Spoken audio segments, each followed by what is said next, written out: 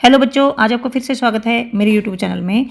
आज हम कक्षा 6 की जो जिज्ञासा बुक है उसके पाठ के प्रश्नोत्तर करेंगे। तो यहाँ पर प्रश्न नंबर 1 है। यहाँ दो प्रकार के बीज दिए गए हैं। यहाँ दो प्रकार के बीज दिए गए हैं। आप इनके पौधों की जड़ों और पत्तियों के शिराविन्यास में क्या अंतर पाते हैं? तो देखिए, यहाँ पर ये है गेहूँ और ये है राजमा। ये गेहूँ के बीज हैं, ये है राजमा के बीज। तो हमने ये पढ़ा है, मैंने पाठ में अच्छी तरह से पढ़ा दिया था कि जिन पौधों के बीज एक पत्री बीज होते हैं, एक पत्री, क्योंकि गेहूं जो है उसका बीज एक पत्री बीज होता है। अगर गेहूं के दानों को हम भिगोएंगे और राजमा के दानों को अगर भिगोएंगे तो जो गेहूं के दाने हैं भीगने के बाद भी वो उसके दोनों पत्र अलग अलग नहीं होंगे, मतलब उसका बीज आधा आधा नहीं हो, उसके बीज के दो हिस्से नहीं होंगे। और राजमा को अगर भिगोएंगे तो हम उसका ऊपर का कवर हटा देंगे राजमा के ऊपर का, और जब देखेंगे तो बीच में से दो फाड़ हो जाएंगे उसकी, मतलब दो आधे आधे हिस्से हो जाएंगे उस बीज के। यानी इसका जो राजमा का बीज है वो द्विपत्री बीज होता है और गेहूं का बीज एक पत्री बीज होता है। तो जिस भी पौधे के एक बीज पत्री बीज होते हैं, जिस भी पौधे में एक पत्री बीज होते हैं, उस पौधे की जो जड़ें हैं वो रेशेदार होती हैं। रेशेदार को हम झकड़ा भी बोलते हैं, झकड़ा जड़ें। और जिन पौधों के बीज द्विपत्री बीज होते हैं, राजमा के बीज द्विपत्री होते हैं, उन पौधों की जड़ें मूसला जड़ें होती हैं। और जिन पौधों की जड़ें रेशेदार होती हैं उनकी पत्तियां, उनकी जो पत्तियां होती हैं उनमें समांतर शिराविन्यास होता है, समांतर शिराविन्यास। और जिन पौधों की जड़ें मूसला जड़ें होती हैं उनमें जालिका रूपी शिराविन्यास होता है। तो यहाँ पर ये तो मैंने समझा दिया है। अब आप उत्तर कैसे लिखेंगे? गेहूँ एक पत्री बीज है, एक पत्री बीज गेहूँ, और इसकी जड़ें रेशेदार होती हैं। जिस पौधे का बीज एक पत्री बीज होता है उसकी जड़ें रेशेदार होती हैं, इसलिए इनके पत्तों का शिराविन्यास समांतर होगा और पत्ते समांतर शिराविन्यास वाले होते हैं। जो राजमा है वो द्विबीज पत्री है, द्विबीज पत्री, और इसकी जड़ें मूसला जड़ होती हैं और इन पत्तों का शिराविन्यास जालिका रूपी होता है। इसके बाद प्रश्न नंबर 2 है। नीचे कुछ जंतुओं के नाम दिए गए हैं, उनके आवास के आधार पर समूह बनाइए। नीचे कुछ जंतुओं के नाम दिए गए हैं तो उनके आवास के आधार पर हमें ग्रुप्स बनाने, समूह बनाने हैं। चिन्हांकित खंड क में जलीय जंतुओं और चिन्हांकित खंड ख में थलीय जंतुओं के नाम लिखने हैं। खंड ग में दोनों आवासों में रहने वाले जंतुओं के नाम लिखने हैं। तो ये जंतुओं के नाम लिख रखे हैं: घोड़ा, डॉल्फिन, मेंढक, भेड़, मगरमच्छ, गिलहरी, व्हेल, केंचुआ, कबूतर और कछुआ। ये तो जंतुओं के नाम लिख रखे हैं यहाँ से लेकर और ये। अब जो जंतु जल में रहते हैं वो तो इसमें लिखने हैं, जलीय। और जो थल पर रहते हैं, मतलब ज़मीन पर रहते हैं, वो यहाँ पर लिखने हैं। और जो दोनों में रहते हैं वो यहाँ पर लिखने, दोनों में। तो घोड़ा जो है वो थलीय है, यहाँ पर घोड़ा लिख देंगे। और डॉल्फिन ये जलीय है, यहाँ डॉल्फिन लिख देंगे। मेंढक दोनों में रहता है, यहाँ पर बीच में मेंढक लिख देंगे। भेड़ यहाँ लिख देंगे, भेड़ जो है वो ज़मीन पर रहती है। मगरमच्छ दोनों में रहता है, जल में भी और थल पर भी, तो यहाँ पर मगरमच्छ। अपनी नोटबुक में ये थोड़ा बड़ा बना लेना, ये वाला हिस्सा बीच वाला। गिलहरी ये थल पर रहती है, मतलब ज़मीन पर। व्हेल मछली जो ये जल में रहती है।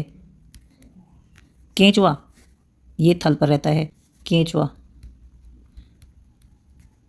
और उसके बाद कबूतर, कबूतर भी थल पर। उसके बाद कछुआ, कछुआ दोनों में रहता है, तो यहाँ बीच में कछुआ लिख देंगे।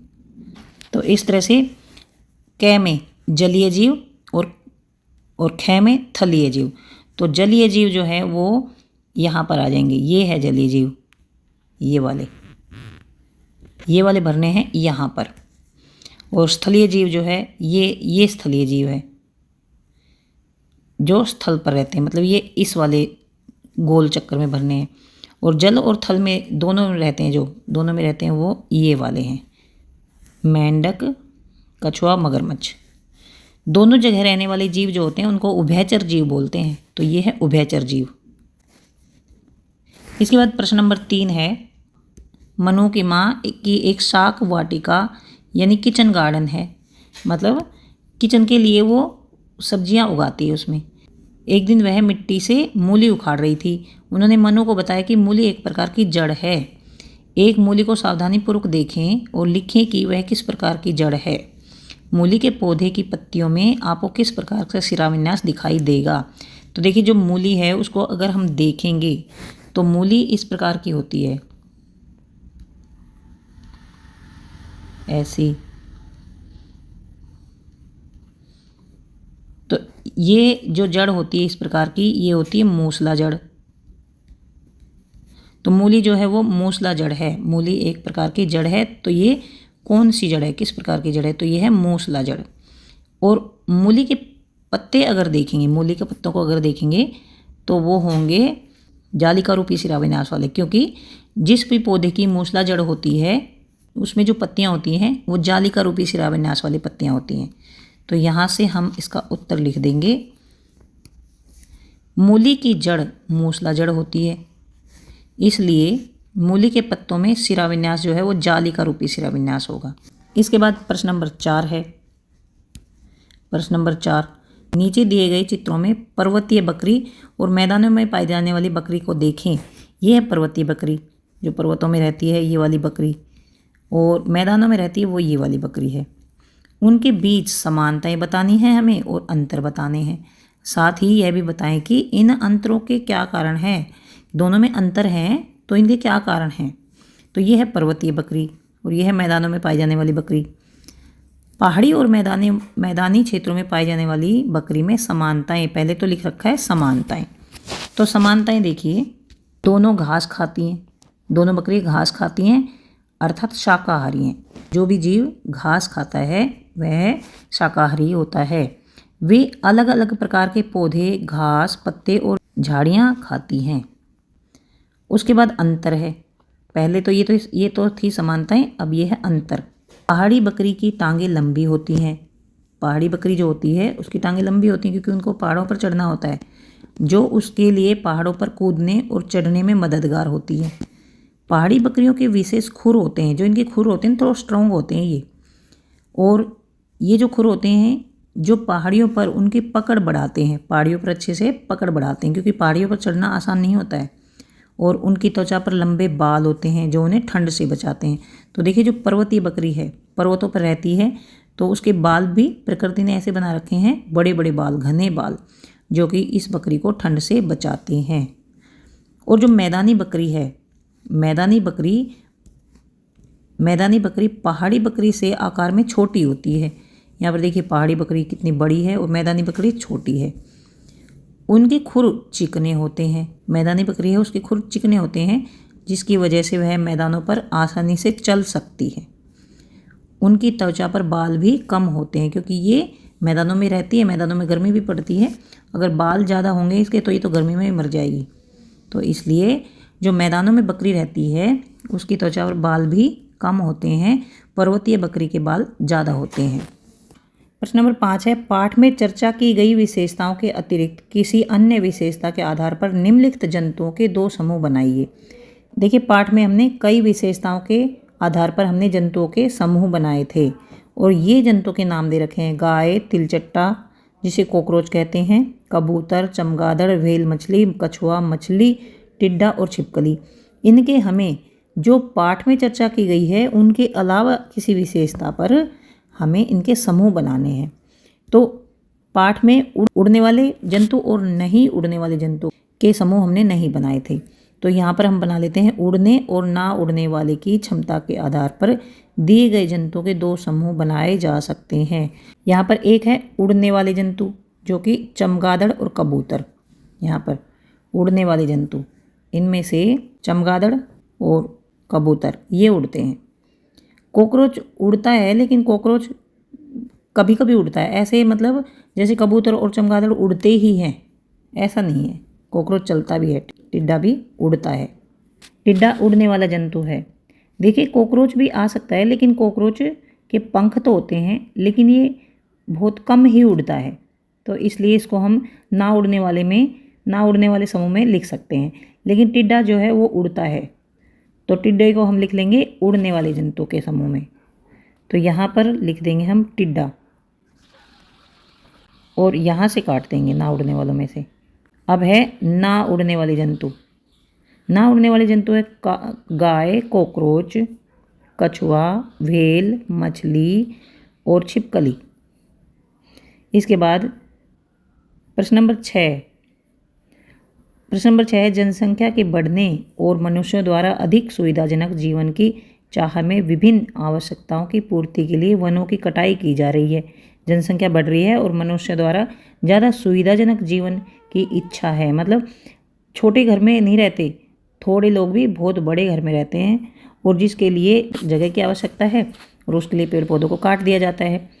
तो यह हमारे आसपास के परिवेश को कैसे प्रभावित कर सकता है? पेड़ों को काटना हमारे आसपास के परिवेश को कैसे प्रभावित कर सकता है? आपके विचार में इस चुनौती का निदान कैसे कर सकते हैं? उत्तर है वनों की कटाई से जीवों के प्राकृतिक आवास नष्ट हो रहे हैं।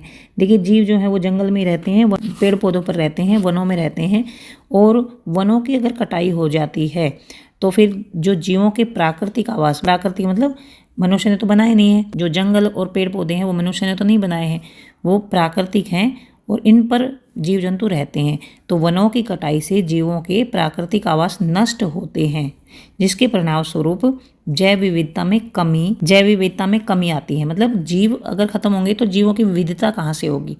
जीव मर जाएंगे तो जैव विविधता में कमी आ सकती है और मृदा कटाव, मिट्टी जो है उसका कटाव ज़्यादा हो सकता है और बाढ़ आ सकती है, प्रदूषण में बढ़ोतरी हो सकती है और जलवायु परिवर्तन आदि होता है। वनों की कटाई से जुड़ी चुनौतियों से इस प्रकार निपटा जा सकता है। ये दूसरा है, आपके विचार से इस चुनौती का निदान कैसे कर सकते हैं?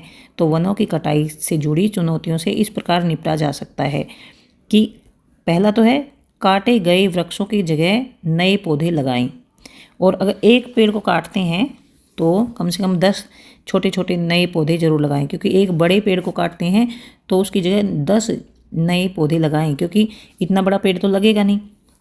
और दूसरा है लोगों को वनों के बारे में महत्व समझाएं, मतलब लोगों को वनों के महत्व को समझाएं कि वन कितने ज़रूरी हैं। और तीसरा है सरकार को वनों को लेकर नियम और नीतियाँ बनानी चाहिए ताकि मन चाहे तब वृक्षों को ना काटा जा सके। उसके बाद है प्रश्न नंबर 7, फ्लो चार्ट का विश्लेषण करें। फ्लो चार्ट का विश्लेषण करें, इसमें कै और ख के कौन कौन से उदाहरण हो सकते हैं? ये फ्लो चार्ट है।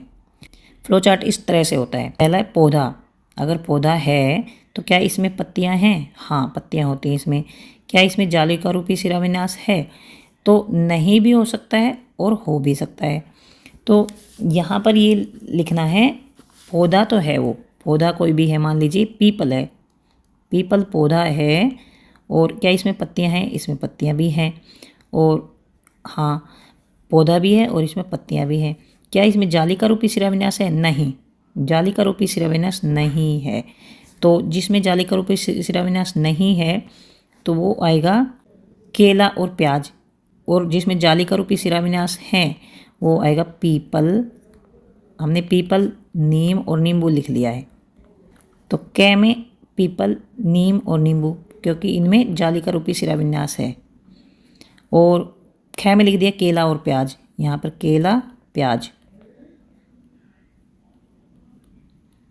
प्याज लिख सकते हैं, घास भी लिख सकते हैं। इसके बाद है प्रश्न 8, राज अपने मित्र संजय से तर्क करता है गुड़हल का पौधा एक झाड़ी है। राज और संजय में आपस में बहस होती है और राज कहता है कि गुड़हल का पौधा एक झाड़ी है। संजय इसके स्पष्टीकरण के लिए कौन से प्रश्न पूछ सकता है? तो संजय को ये क्लियर करना है कि ये झाड़ी है या नहीं है, तो वो राज से कुछ प्रश्न पूछता है।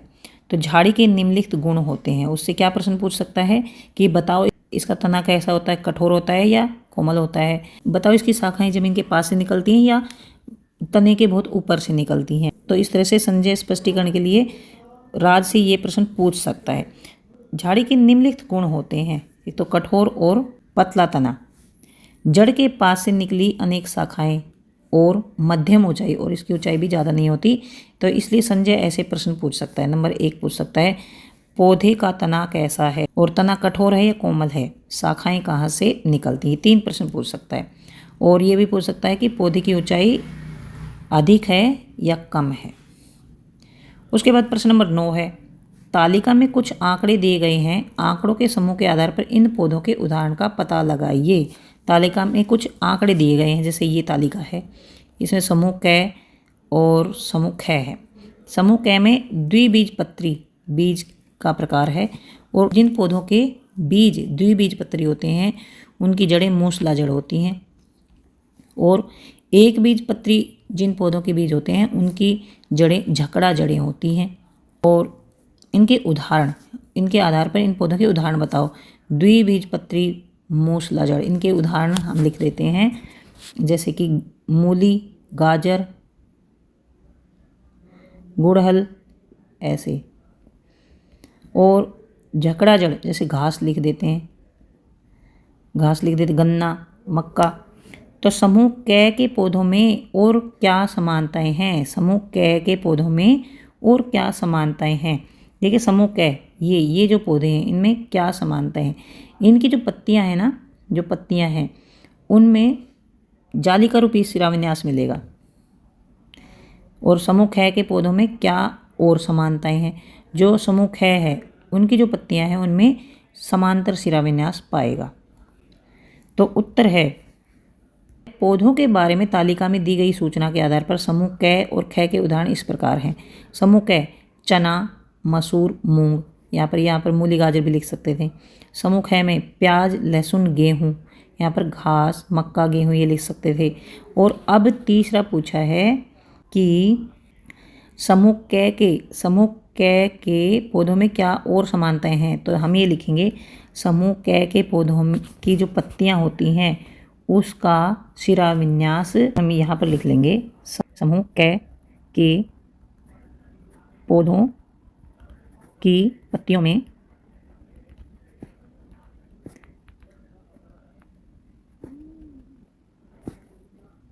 शिराविन्यास होगा।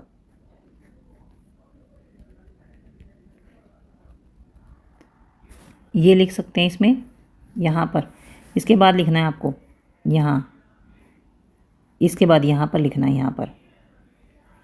और दूसरा और लिख देना है, समूह ख, एक तो ये और दूसरा ये, समूह ख के पौधों की पत्तियों में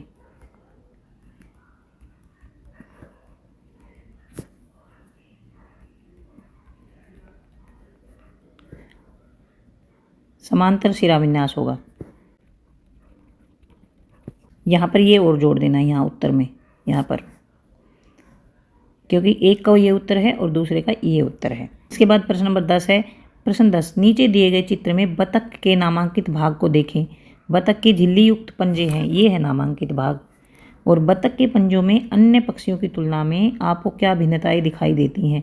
बतख के जो पंजे हैं वो अन्य पक्षियों की तुलना में कैसे अलग हैं? तो बतख अपने इस भाग का उपयोग करके कौन सी गतिविधि करने में सक्षम होगी? मतलब बतख के जो झिल्ली युक्त पंजे हैं ना, जो उनके कारण कौन सी ऐसी गतिविधि कर सकती है जो और पक्षी नहीं कर सकते? तो ये देखिए कबूतर के पंजे हैं और ये है बतख के पंजे, झिल्ली युक्त पंजे। उत्तर है बतख के पंजे झिल्ली युक्त पंजे हैं, जिसका अर्थ है कि बतख के पैर की उंगली त्वचा की पतली झिल्ली द्वारा जुड़ी होती है। मतलब जो ये पंजे होते हैं ना बतख के, इस तरह के होते हैं, जैसे ये पंजे हैं, जैसे ये पंजे हैं बतख के।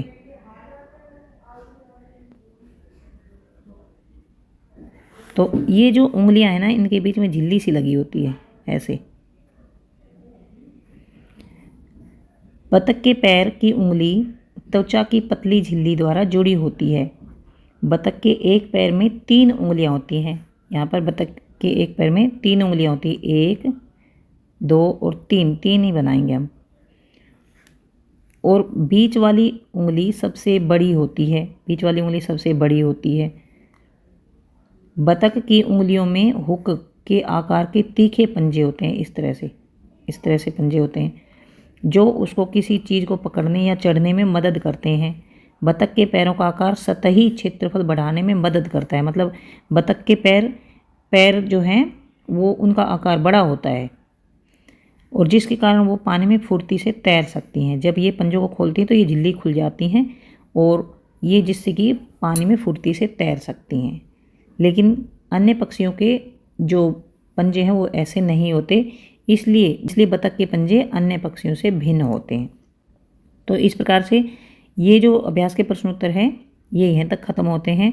अगर आपको समझ आ गए हैं प्लीज़ चैनल को सब्सक्राइब करें, अपने दोस्तों को शेयर करें, लाइक करें। Thanks for watching.